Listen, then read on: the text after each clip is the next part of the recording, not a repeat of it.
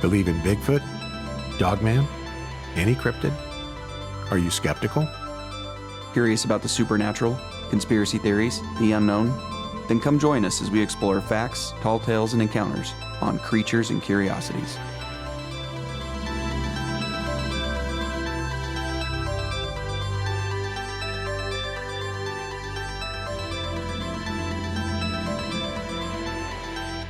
Hello and welcome to Creatures and Curiosities. I'm David. And I'm Jake. And in this week's episode, we're going to be talking about a hideous Icelandic ogre by the name of Grýla. Yeah, she's horrifying. She is horrifying, terrifies the children there. Yeah. Still to this day. Which she should. Exactly. They deserve it. And you know, as the Christmas season is upon us, I'm assuming you're ready, right? Got all the decorations up, tree up, presents wrapped, and kids ready and already waiting on Santa. Oh, yeah. Anxiously waiting. I am as well. Yeah. I love Christmas. I love the lights. I love the smells, the scents. It's the best time of year. Eggnog. And I'm one of those weird people that actually likes fruitcake.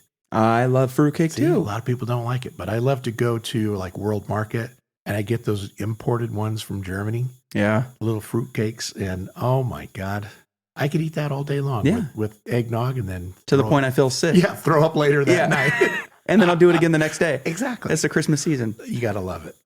Well, like in the tradition of Krampus and other winter solstice ghosts, goblins, demons, and ghouls that come out, Grýla's no different. Right.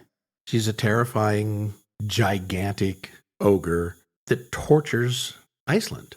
And the children are probably more afraid of her than they are things like where Perchta comes and disembowels you and Krampus comes and takes you away to hell. This woman is just as evil. One of the very few things that they got right over there in those European countries is horrifying your children at a magical time of the year. That's one of the few things they got. It is, yeah. Yeah, so while our little kids are over here waiting for Santa, those kids are trembling in their beds. Yeah, they're terrified that they're going to get skinned alive. Absolutely horrified. You know, we got visions of sugar plums dancing through our heads. They have visions of their guts being ripped out by Krampus kidnapping you and torturing you. Well, anyway, let's get into Grýla. The description of Grýla can vary, but for the most part, it's pretty much the same. She's this repulsive, troll-like witch. She's often described as an ogre or a giantess, actually. She has hooves, and she has somewhere between like 13 and 15 tails in some lores, each of which holds 100 bags with 20 children in each bag. I like it. So similar to Krampus. Yep. Bag them up, put them in a wicker basket or whatnot, take them off to the underworld. They should have been good. They should have been good. Yeah. And again, it raises the question, if they were bad just one day, are they screwed? Yeah. Or is there a certain matrix or something that they go by? You know, if you talk back to your parents one time, is Grýla coming? Part of me would hope that there's like a pattern of behavior, like, okay. Yeah. You know, you've gone far enough. Right. No, but who knows? Maybe one slip up and you're toast. Yeah, one slip of the tongue and you're out of here. You never know. Well, various accounts of her appearance also include crooked nails, eyes in the back of her head, long ears that droop, like really long, skanky, like old men ears. You know? The hair's coming out of them and everything else. She has a matted beard and blackened teeth. Very attractive woman. She's gorgeous. Some claim that she has horns and fangs and a wart-covered nose. And some other lores even say that she has up to 300 heads, each of which has 3 eyes. Now, that's not what you'll ever see in the depictions of Grýla. Mm-hmm.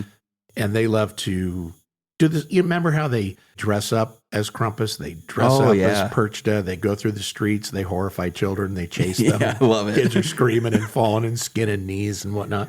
They do the same thing here. And this Grýla in their festivals and stuff has one head, but a huge warty nose, and she's just hideous. Yeah. So despite these different descriptions, all of the stories agree that she's huge, like much larger than a human being. They don't really say how tall, but Have you ever watched the movie Trolls Oh, yeah. and Trolls 2, where they're just these gigantic creatures? Mm-hmm. I think Grýla is supposed to be similar to that, where she's just massive. Yeah. She's clearly very ugly, like to the point where she's hard to look at. Yeah. You see her and you're just like, Yeah, exactly. Like some girls at school. And extremely vicious and dangerous. She uses her witch-like powers to detect disobedient children. And so, kind of like our little Christmas songs about Santa, where he knows if you've been naughty or nice, this gal, she knows when you've been naughty. She can sniff you out, and then she's on her way to get you. I love it. Yeah, terrifying stuff. The exact location of Grýla's home can differ, but some traditions say that it's at the summit of Mount Esja, which is a mountain about 6 miles from Reykjavik, and it's easily visible from the city. While other lores, and probably the most predominant one, is that she lives in a cave under the Dimmu lava fields. And I think in most of the things that I've read, they all believe that's where she lives. Which makes sense. She's an ogre. She's in a cave under a lava field. Right. So let's get into the origin of Grýla and the lore that surrounds her existence. The earliest written mention of Grýla is from the 13th century Norse mythology. She was actually what was called a Jotun giant, and she had no connection to Christmas whatsoever. She was just this nasty ogre creature that went around and she eats humans. She also had powers to incite terror into the communities, just her mere existence, walking that huge ass body coming into your city when people knew, she was going to, if she got you, she was going to eat you. Oh, you're done for, yeah. You're done for. Her powers were always strongest in winter. And, when you get into all the Norse mythology, that always seems to be the case, right? It does, yeah. The winter solstice, as soon as that starts, out comes all these horrifying ghouls. Yeah. And their powers are always due to cold and darkness. And in Iceland, the Christmas season, there's only a few hours in the day that are light. And so you're always dealing with cold and darkness. So they're just being tortured. I think for up to 20 hours a day, you're in darkness. With all these monsters. With monsters roaming around, So what a life. As with many of the other lores that we have discussed, Perchta, Krampus, etc., she truly, just her existence personified winter, darkness, and cold. So this giantess became one of the most evil figures in all of Icelandic folklore, and horror stories about her are still told to children over the festive season. Throughout the year, it's said that she collects whispers about children around the island misbehaving, and then when winter sets in, she sets out to gather them up. So imagine telling your kids, if you don't behave, Grýla the ogre is going to come get you. Yep. I think it works. I mean, I think it did work. it probably did. I don't know that it would for our children. They just go, oh, you're lying. Yep. But those kids are horrified. That's AI. You're making that up. Right. Exactly. So getting into a little history about Grýla. She's been married 3 times. Which makes sense because she's hideous. She's hideous. Yeah. And when you find out what she's done, it makes it even worse. Well, some guy probably knocked her up, felt bad, tried to marry her, realized that she's terrible, and was like, I can't do this anymore. I'm out of here. Well, she does have up to 72 there you go. Kids. My theory is correct. And these guys, tried to run away, but I don't think they managed to No, get they probably away. she probably ate them. Well, that she did. Her first husband was named Gustar, and Grýla became bored with him, so she killed him and ate him. That's how it goes. Boom. She's like a black widow. Yeah. Grýla couldn't stand living alone, so she married her next husband, which is, where's she finding these guys, right? But his name was Boli. And initially, she was quite happy with him, and they had several sons together. Now, I wasn't able to find out how many kids they had, but a lot. So she's basically like a rabbit, pumping out offspring left and right. Eventually, she became bored with Bolli, and she killed him too.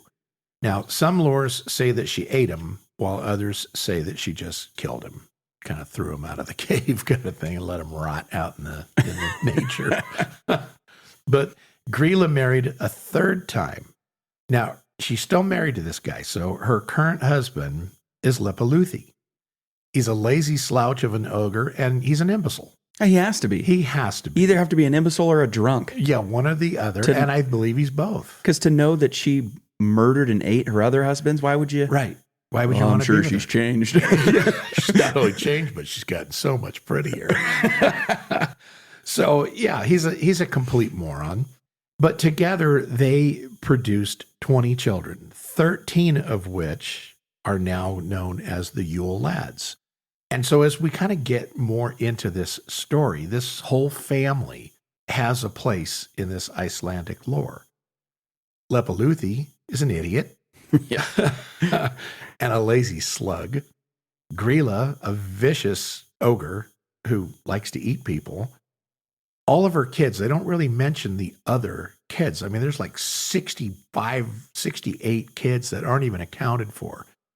But they really get into these last 13 kids that come out every Christmas. And now they have a purpose, but it kind of changed a little bit. So during the 17th century, Grýla, Lepalúthi, and the 13 Yule Lads became associated with the Christmas season, finally, right? So from the 13th century to the 17th century, they were just flesh-eating, cannibalistic ogres. By the 17th century, the lore changed a little bit, and they became part of the Christmas season. And so you know how they always talk, many lores talk about the 12 days of Christmas, right? So we have the Christmas songs, you know, the 12 days of Christmas. This is no different. So there's the 12 days of Christmas that these Yule Lads come out just before Christmas, 12 days before Christmas, basically, or before Christmas Eve. And they all have some little thing that they do that we're going to get into. They were once vicious, cannibalistic ogres that came out of their homes and went out to eat people. Grýla specifically enjoys the taste of disobedient children's flesh. Of course. How would you not? Grýla was such a terrifying image to children that actually in the 18th century, the Parliament of Iceland actually outlawed the use of her legend as a scare tactic. Which is crazy. It is crazy. You have the government stepping in to outlaw storytelling to your children. Right. They kind of did the same thing in the case of Krampus, too. Remember? That's true, yeah. But children were no longer to be threatened with being devoured, and instead they were given rotten potatoes in their shoes if they misbehaved. But because this law was difficult to enforce, right? I mean, you can't tell me I can't horrify my kid. Get out of here. Exactly. So the legend of Grýla continued. As it should. It never went away, even though they passed a law that says you cannot say these things to your children. People did it anyway. And rightfully so. Rightfully so. Keep those kids in line. Yeah. By the 19th century, Lepalúthi became so lazy, he rarely ventured out of their home. So he kind of just out of the picture. People knew he was there, and every now and then he might come out to help Grýla bag up some kids. But for the most part, just a lazy slug. Yeah. Complete Sitting idiot. at home watching Netflix. Sitting at home watching Netflix, Yep. getting drunk probably. Probably. Wishing his life He would away. have to be with her. Exactly. He was browbeaten by Grýla to the point of him just being pathetic. So even in the lore, people thought, this guy's an idiot. Perhaps out of fear of what happened to Grýla's previous partners, he exerts just zero influence over her evil tendencies. So he doesn't try and stop her from doing anything, lets her go do her thing. Sometimes he helps her, sometimes he doesn't. Grýla, in the 19th century, still hunted disobedient children. She kidnapped them, placed them in a bag or a sack, and took them back to her cave where she boiled them alive, making a stew that would suffice her appetite till the next winter. Well, clearly, it makes the more tender meat that way. And that was her favorite meal. Throw a whole bunch of and you remember in some of the lores, she has these tails, right? Yeah. So she's got like 13 to 15 tails, 100 sacks, 20 kids. So we're talking about a gang of kids that are thrown in a big cauldron, boiled alive. You know, you can see all these little children and they're screaming. Well, she's a big gal. She's a big gal. Yeah. And she needs a lot of sustenance. But yeah, made a big stew, kid stew. She would eat and eat and eat until her appetite was sufficed so that they could basically hibernate until the next Christmas season where she came out and killed more children. Did it again, yeah.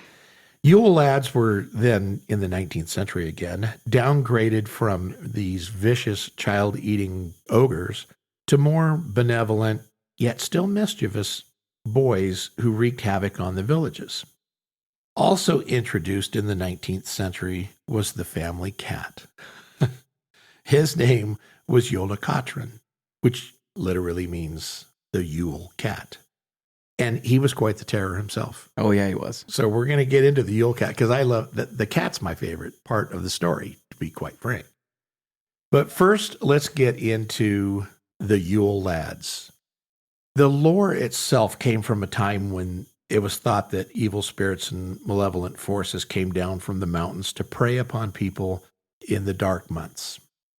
But over the centuries, these boys went from being these cannibalistic ogres to being mischievous, but more human-like and jolly.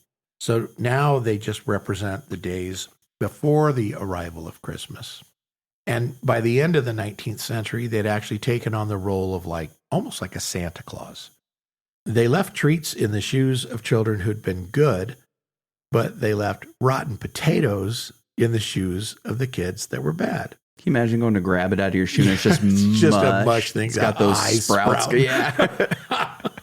With that stench. Oh, gosh. And you never get that out of your shoe. It would never, because it would mush into the sole. And disgusting. But, this is very similar to the U.S. tradition of Santa Claus bringing coal for bad kids. Yeah. And so instead of getting eaten, the government wanted them to just get a rotten potato. I think the kids should be eaten. They should be eaten and beaten for their atrocities. Exactly. So Krampus and Grýla, they have it right. They got it down, yeah. Yeah. So one of the theories is that these boys leave you a little trinket in exchange for the mischief that they caused in the community. And because and we're going to go over these now, but while we think, well, that's nothing, you have to think if you were 17th, 18th, 19th century Icelandic people, you're living in cold 6 months out of the year, darkness. They didn't have a whole lot of resources back in the day. Food was at a premium, candle making, all of the different things that they had, raising their sheep and trying to keep them alive. A lot of times they'd keep them underground and stuff because it was so cold the sheep could die out in the fields. And so when we go over what these boys did, your initial thought is, well, who cares? That's no big deal. That's just kind of a nothing little deal. But to them, it was pretty huge, pretty major stuff. And so in exchange for that, they got some crappy little toy or something shoved in a shoe. And it's not much of a consolation. But yeah, we're going to get into the Yule Lads. And if you want to start, they come out starting December 12th through Christmas Eve. Yeah. And this is what they're going to do. So if you want to start that. Yeah. So on December 12th, out comes Sheepcoat Cloud. He has one wooden peg leg, so he makes a lot of noise when he arrives. And he is known to steal milk from the sheep. And like you said, it doesn't sound like a big deal, but if that's all you have to eat is some of that milk, that's huge. You're right. So Icelanders would usually keep their sheep underground in the winter months, just like you said. So when the sounds of their tormented cries would echo up into the house, it was a sign that he had found the sheep. The best thing to do when hearing him rile up your animals was to wait it out. He'd have to move on to your neighbor soon enough in order to terrorize as many Icelandic homes as possible by sunrise. So essentially, you just get to sit there and listen to your sheep cry out as this guy's coming in. Milking them. Just sucking on the teat. Oh, gosh. Can you imagine being a little kid pulling the covers up as you just hear it screaming down there? You're like, oh my gosh, I hope I get a toy and not a potato.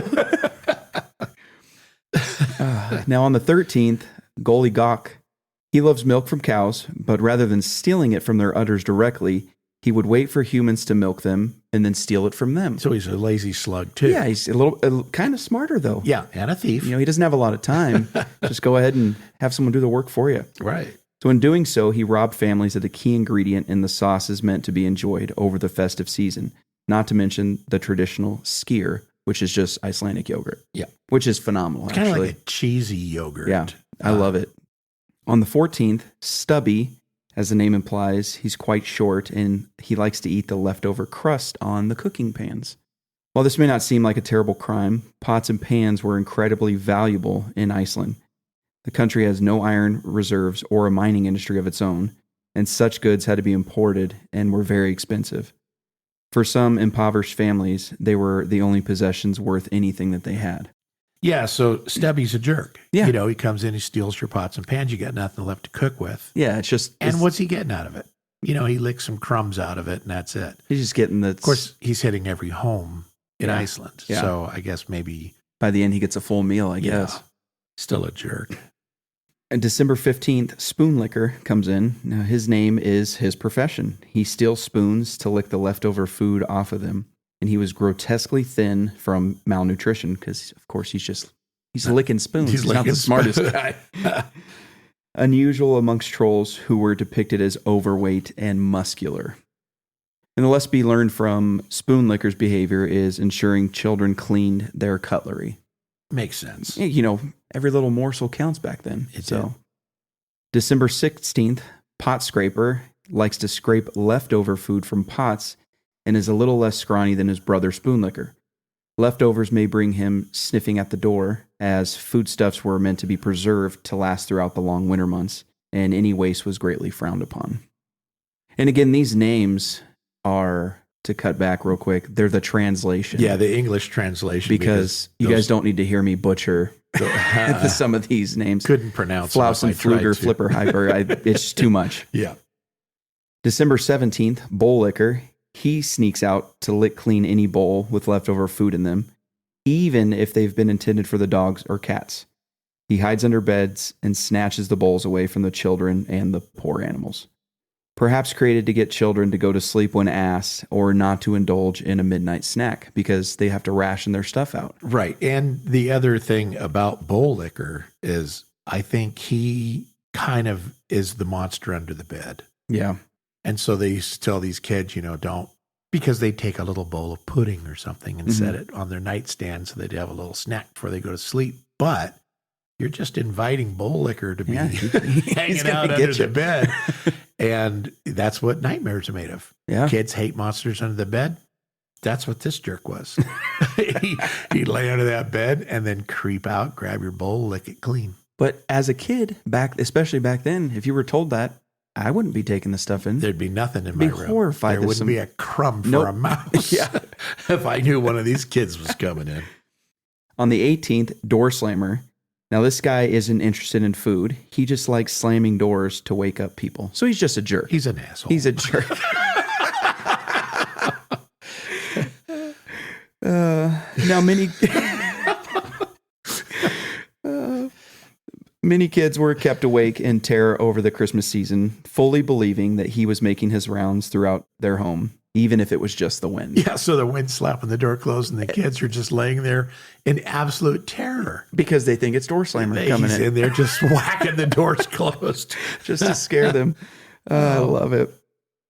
On the 19th, Skyr Gobbler, obviously based on the name, he clearly loves skyr, which again is an Icelandic cheese or yogurt. And they usually had it over Christmas time. It served as a refreshment from the number of huge roast meals that usually accompany the holidays. And if you have it out, he's going to steal it. Or if you have it at all, he's going to steal it, not have it out. He's just going to take it. It's gone. Yeah. As soon as you make it. And like you said, it's a treat during Christmas. Right. So they make this cheesy, yogurty deliciousness, for the festive holidays. And then this jerkwad comes in and takes it. Yeah. Eats it. I don't even know if he leaves the bowl. He probably steals it. Well, if not, what's his name's coming in to steal the... Yeah. On the 20th, Sausage Swiper comes in. This guy likes to take the sausages that hang from the ceiling for smoking, and he will hide in the rafters and snatch them. Which, I can't really blame that guy for that one. I No, would see, Yeah, if see. I was going to be any of these lads, Yeah. I'm stealing the sausages. Yeah, and I probably would sneak a little scare afterwards You too. might, But yeah. So on the 21st, window peeper comes in, and he likes to look through people's windows to see what's going on and what he might be able to steal. So he's kind of a creep. He's a creep. Yeah. He's a creep. A peeper. A peeping Tom makes me sick. It's disgusting. You know, He's- there's absolutely no reason for, and you know he's out there doing things he shouldn't. his Looking in windows. His eyes are all wide. I can just imagine. He makes me sick. Now, because there's only 4 hours of sunlight in a day around Christmas, it takes little imagination to picture the fear of the children must have that him passing the windows of their home on Christmas nights, just standing there, like you said, looking like a creep. Yeah. He's almost as bad as, I don't know who's worse, him or the door slammer, because the noise would creep you out, but then Yeah. you look over to see what's there, and then you got this creep sitting in the window. Right. And I guess you really can kind of imagine the fear. They don't even want to walk by a window because if they look over there and They see him. there's peeper staring in the window, that would be horrifying. It would be horrifying. But you know what? Maybe they should have their stuff in line like they're supposed to, and they wouldn't have to worry about be it. good kids. Yeah. And It actually sounds like it's their fault. and keep your drapes closed at Yeah, night. it's that easy. Yeah. Come on, kids. On the 22nd, doorway sniffer. I mean, which that name alone, come Another on. perv. Another creep. He uses his large nose to seek out laufabrauð, which is a leaf bread, which is just a traditional Icelandic pastry, which I'm sure is delicious. You know it is. It has to be. Now, this delicious treat is only baked during the Christmas time, making it a cherished family affair. He would often steal their laufabrauð before they could impress a single guest with it. Wow. So, I mean, you got your skyr dessert, you got your laufabrauð, and Your pots, your pans, your Your spoons, sausages. everything's being just snaked out from underneath Yeah. you during Christmas. And 'cause if they're- these jerk kids. if they're not, they're just staring at you. Yeah. On the 23rd, meat hook. This one is a little more aggressive. He likes to carry around a meat hook to grab cuts of meat. Back in the day, he used to use this against the children, which now might be on board with him or the sausage guy, Yeah. you know? So this guy, he uses his nose, he sniffs out the meat, he walks up to the window like Peeper does, Yep. you know, and then he takes that meat hook, smacks some piece of meat that's on a counter, Yeah. their roast, like their Christmas roast. He snags it and he goes and he eats it. So now you've lost your roast, you've lost your pots, you lost your pans, you lost your spoons, you got no skyr, you've No got sausage, no pastries, no bread. your sausage is Yep. gone. You got a pervert peeking in your windows. Let's see what's going on. Your sheep have been violated. Yep. You've got no milk left. It's horrifying. It's And so, horrifying. when you really put this thing into perspective, this is terror Yeah, for a family at Christmas time, especially a child. especially a child. And to know that this guy, if it was further back in the day, Oh, yeah. he would have just he would have snagged you Yeah, with that thing. exactly. Dragged you off to throw you in one of the sacks. to throw you in a sack so you could be in a pot of boiling water Yeah. with the other children. So meanwhile, while you're being carried around to other houses, bleeding out in your gut, yeah, knowing that you're going to be boiled alive shortly, right. all could have been stopped if you would have just been a good kid. Just be a good kid. Come on, guys. That's the moral of the story. All right. So on Christmas Eve, the 24th, in comes Candle Stealer. This guy likes to sneak into children's rooms and steal their candles after they've gone to bed. Not for the light, but so he can eat them, which is just another weirdo. Yeah, he's a psychopath. Yeah. Candles were actually made from animal fat back in those days and were valuable to the families for light and reading. So essentially tallow. Yeah, they were tallow candles. But the whole point behind this is you got 4 hours of daylight. Mm-hmm. They need the candles just to have light. To live a normal day. And there was no radio, there was no television. So reading was the main source of entertainment. Yeah. They couldn't read. Or just being able to see. Yeah, just being able to walk around your house Yeah. without banging into stuff. But no, because you got Fat Boy here Yep. sucking on the tallow, Yeah. stealing their candles. So these people literally have lost Everything. pretty much everything Yep. they have. Because their kids were little terrors. They Were little couldn't just terrors. be good kids. And this is why you should go back to 17th century Yep. and just let your kids be taken away. Yeah. So that way you could still eat. You can still eat. You've got light. Yeah, You've you're got good. all the fixins at your traditional holiday dinner, And now you don't have some little snot nosed brat running around. running around bringing the Yule Lads Yeah. into your home. It makes perfect sense that in Iceland, you don't have children. Right. Period. Just live your life. Live your life. Live the best that you can and keep the rotten children out of your home. But that's not the end of it. No. That's not even the scary part, That's not technically. even close. So you got the moron sitting at home, probably drunk, watching Netflix. Yep. You got Grýla, who's out looking for children to bag up to make a big stew. Yep. You got her 13 rotten kids out Terrorizing you. their perverse ways doing violating your animals and stealing all your stuff. And now you've got the Yule cat. Yep. Jôlakötturinn, the family cat. He came about in the 19th century. And this guy is no ordinary feline. He's this terrifying, vicious, gigantic black cat. So he's like the size of the ogres. Yeah. He can grow to tower over homes and trees. That's how big he is. So, I mean, you picture all these big pine trees out there. This cat's bigger than the trees, which gives you some indication on how big Grýla is, too. Exactly. So when they call them giant creatures, that's exactly what they are. Yeah, it's not some 6'6" broad walking around. Or a 7-foot cryptid or something. Yeah. You know, these things are huge. Walking mountains, essentially. Yeah. Now, the boys, they were supposed to be giants, too. I don't know how they're getting in these homes. So they must use, like, troll magic to shrink down to hide in the rafters and under the kids' beds and things of that nature. Right. Because this cat has the same basic ability.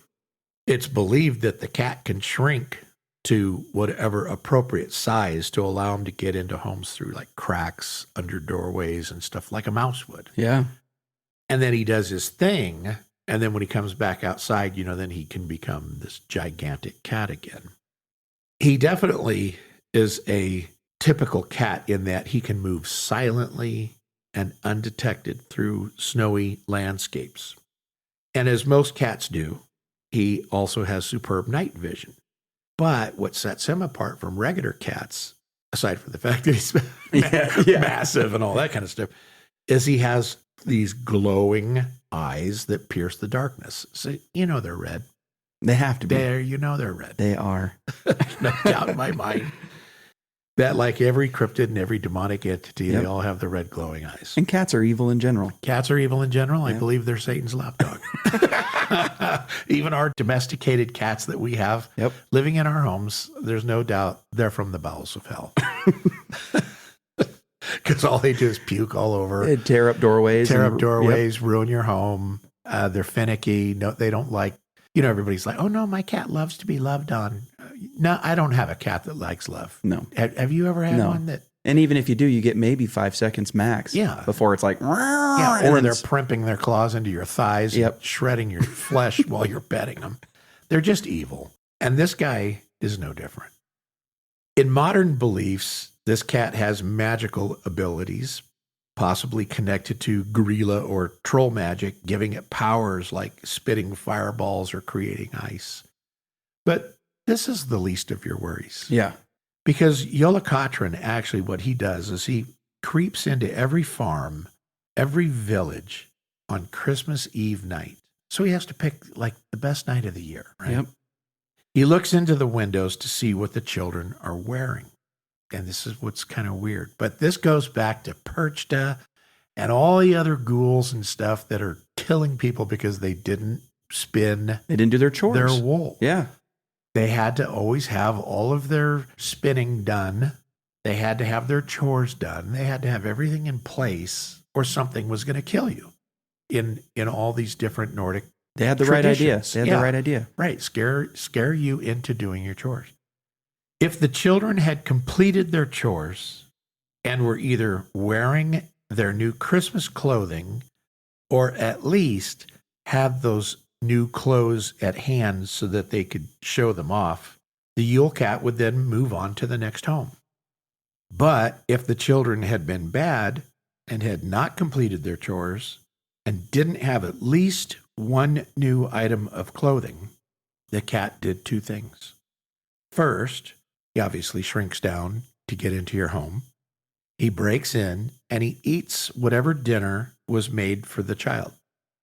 But going hungry for the night was the least that they had to worry about. Oh, yeah. Because what Jôlakötturinn did next was he would drag that child out of their home and eat them right out on their front lawn as his main course.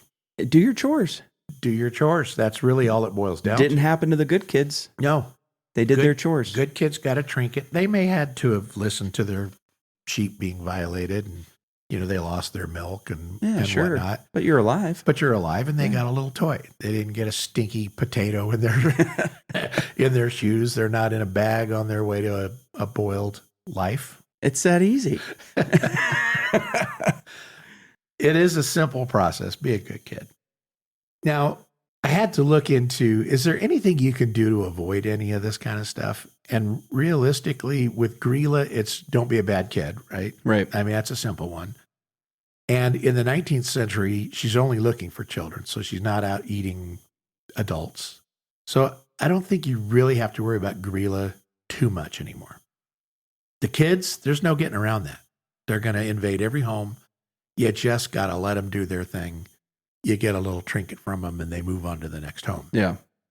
The cat, however, there are ways to avoid this cat. The most direct way is to receive at least one new article of clothing during the Christmas season. And really what that boils down to is that you did your chores, you spun your yarn, you made something. You made a sweater. Some socks. A sock, Yeah. whatever, but that keeps you out of trouble with the cat. You got to have new clothes.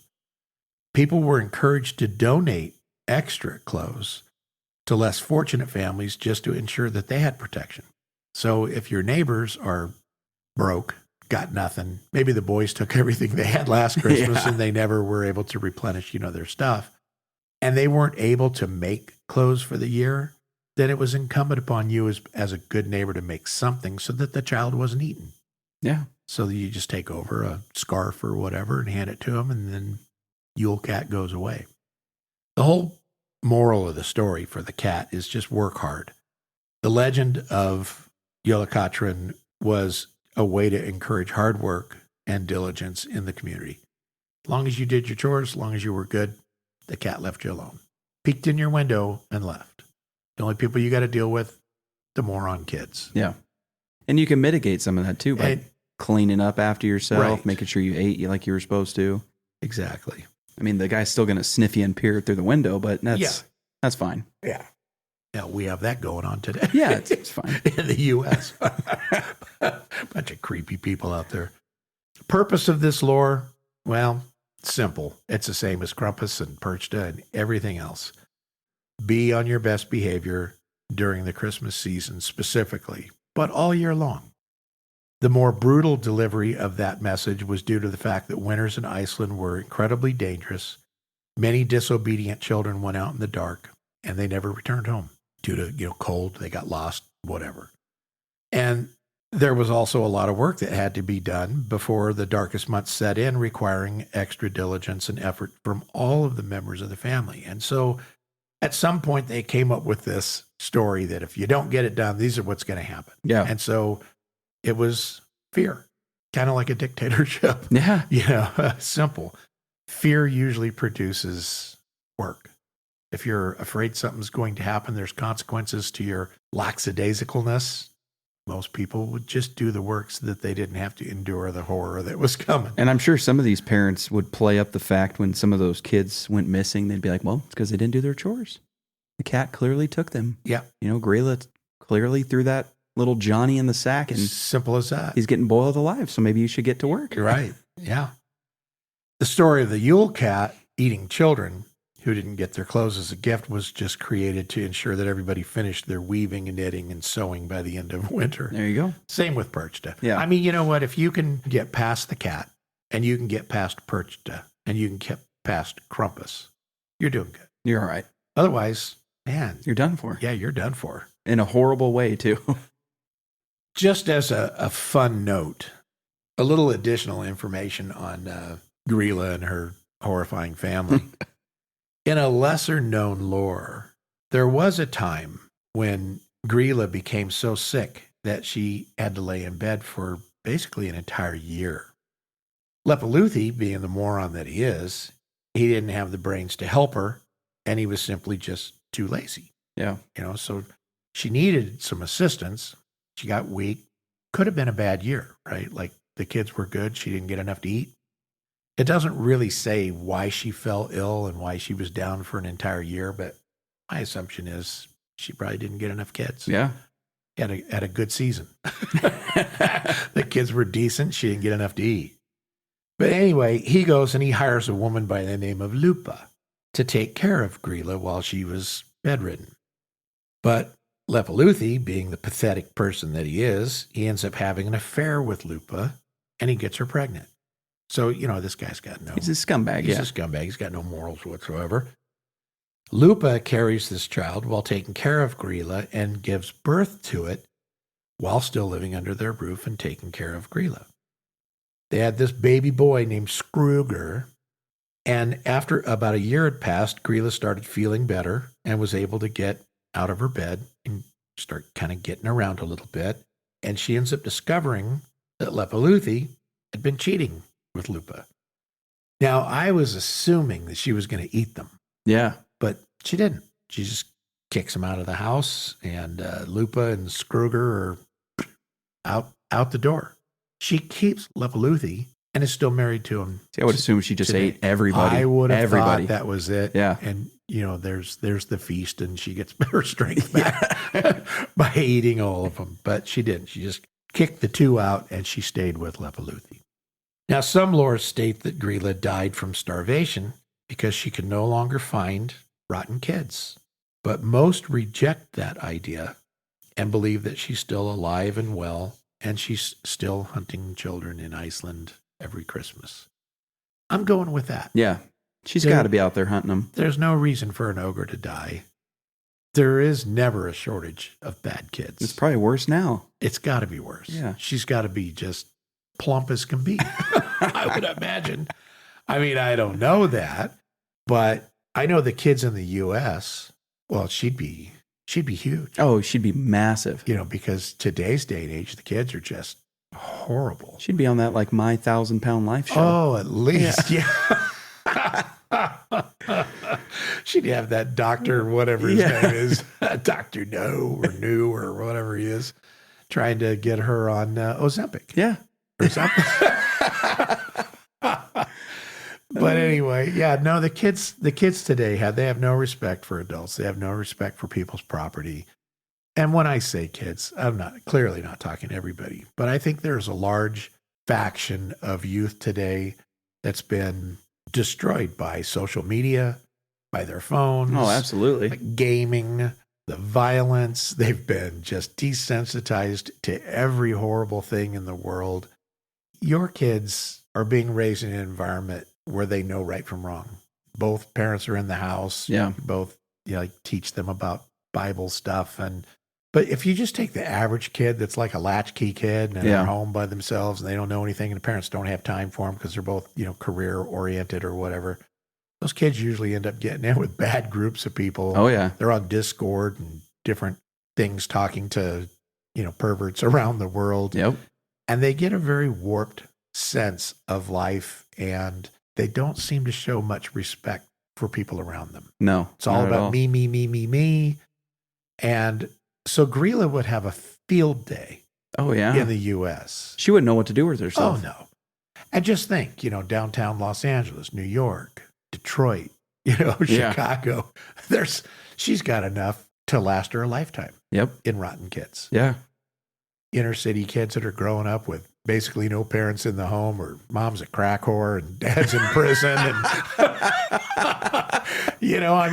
she'd have a field day. Oh yeah. She'd be plump. Yeah. And then these little Icelandic kids, that are just looking forward to a dish of scare, at Christmas time, I'm sure they're better than the kids in our country. Right. And so Grýla's in the wrong area. She needs to get Lepalúthi and the boys and move to the U.S., and she'd never have to worry about another meal. No, she'd be doing good. Almost guaranteed. Really good, yeah. Yeah. Anyway, well, I digress, but getting into the popularity of Grýla, there are statues of Grýla found around Iceland, mostly in Reykjavik, due to her integral role in Icelandic Christmas traditions. And because most people there believe that she lives in that Dimmerborger lava area, it's actually a stop on the Diamond Circle sightseeing route. So if you go to Iceland and you do this little adventure trip, Yeah. they'll actually take you there to show you where Grýla lives. I like it. Yeah, you gotta love that. Grýla and Lepalúthi often appear in parades, festivals, children's books, and tourist attractions throughout Iceland. And I know I was trying to look at like movies and TV shows and things of that nature. And the only thing that I could find, did you ever see the movie in 2024, Red One? I saw a trailer for it and I was like, it didn't look appealing to me, but you know, they have the big polar bear. yeah, Is that the one where Rock is in it? I think so. Yeah. Well, Grýla was technically the main character or main villain in that. And she kidnaps Santa Claus and she traps kids in snow globes. So it's a little bit different take, you know, on what she actually is. But they show her as like the Christmas witch. And I think the actress that portrays her was actually nice looking. I can't remember, honestly, but I think she's good looking. Whereas Grýla is the most hideous creature on earth. Right. So it wasn't a true depiction of Grýla, but nonetheless, they had their play on her. And then there was a TV show called The Chilling Adventures of Sabrina, which was a take on, what was that show when you were probably growing up? Oh, Sabrina the Teenage Witch? Sabrina the Teenage Witch. I think it's a take on that. But there is some mention of Grýla as being an ancient witch in that little series as well. So she's definitely out there. More popular, obviously, in Icelandic tradition than in ours. I doubt there's a lot of people here that even have ever heard of Grýla. Yeah. But over there, she is quite the famous one. I mean, yeah, they got statues and stuff for her. So yeah, it'd be cool to go on that little sightseeing route just to see where they think she lives. Yeah. Until if you went over there in the winter and she comes emerging out of that cave while you're on your sightseeing mission, that'd be horrifying. Yeah. If you actually saw her. Well, the kids better be good. And the kids better be good. Yeah. Because I'm chucking them out of the bus. You were and bad. We're getting nope, out go of with her. You were the bad one, not me. Anyway, I think that's got Grýla pretty well covered. Yeah. She's definitely a terror. Her family is an obnoxious group of rotten kids that wreak havoc on the communities. And her cat is probably one of the most sinister cats that I can think of. Yeah. I like that cat, though. Yeah. I don't like my cat, but I like that cat. No, I hate my cats. Anyway, you got anything else on Grýla? No, I think pretty well covered there. All right. Well, so our next episode is going to be just after the first of the year. So it's actually, we'll be getting season 3 of our show. And we're going to open it with quite a horrifying creature. It's a demonic horse that lives in the oceans up in Scotland area. And its name is Nucklavi. Yeah, it's horrifying. It is terrifying. And it should be a fun show to kick off the beginning of the year. Yeah, definitely. So we hope that you have a great Christmas and a happy New Year. And we will see you for season 3 on January 2nd of 2026. Can't believe how fast 2025 went. Crazy. It is crazy. Your kids are going to be in college before you know it. Yeah, and it disgusts me to even think that. Yeah. But until then. Thanks, guys. Thanks for joining us today. If you enjoyed the show and you want to help us out, then go ahead and give us a follow, leave us a review, and don't forget to turn on the automatic download button so you don't miss any upcoming episodes. And as always, if you've had any experiences, stories, thoughts, comments, or questions, we'd love to hear from you. Send us an email to cryptidfanatic@gmail.com. Let us know if you'd like to be on the show or just have your story featured during one of our episodes.